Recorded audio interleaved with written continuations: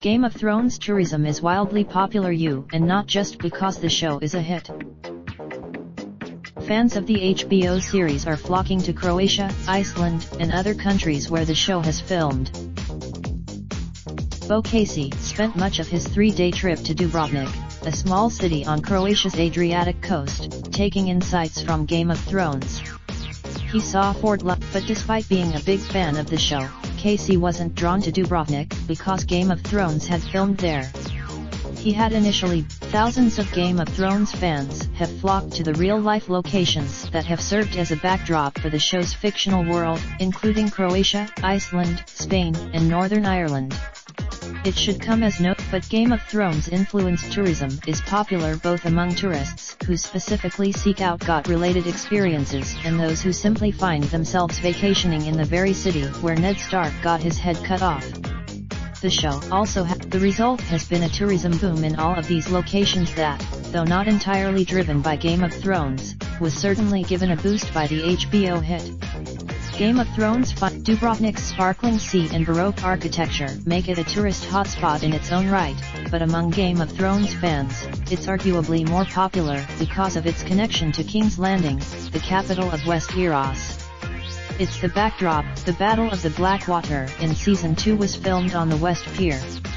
The city's walls. Casey booked a walking tour through TripAdvisor that took him to several locations where the show had filmed, including Fort Lovrijenac, a fortress outside the city walls that is better known to fans as the Red Keep, home of the Iron Throne.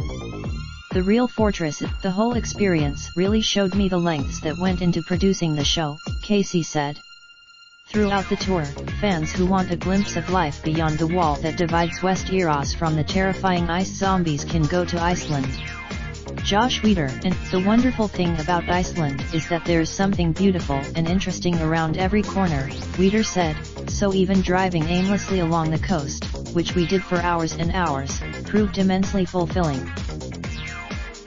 Matthew McK Earl went to Iceland this year with his wife, who has never seen the show. Like Weeder, what's really cool is that certain areas in Iceland are used for wildly different places in Westeros, he added.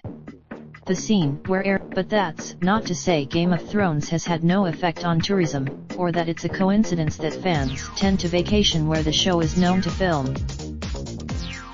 Spain, where historical landmarks like the Castle of Zafra and the Amphitheatre of Italica were transformed into the Tower of Joy and the Dragon Pit of King's Landing, respectively, has gotten a tourism boost from the show. In 2014, Northern Ireland, which has been the backdrop for everything from Winterfell to Dorne to the Dothraki grasslands, has arguably benefited from Game of Thrones the most. In 2014, Rob Dowling, the founder of the Belfast-based Game of Thrones Tours, is one of many local business owners that has benefited from Game of Thrones.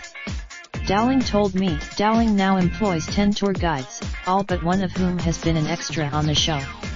At least one tour, but there's been a dark side to the tourism boom. Dubrovnik has been. Frankovic noted that Game of Thrones isn't solely to blame for the city's overcrowding problem. Some of them are Game of Thrones superfans aren't the city's biggest problem. As pointed out it's unlikely that Game of Thrones themed tourism will die down after the final season airs.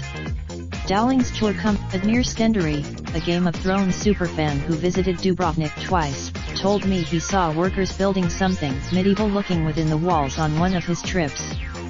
I saw some people want more stories from the goods by Vox. Raindrops, truck top, smoking, no cooking, the hot pot. Fucking on your bitch, yeah, that.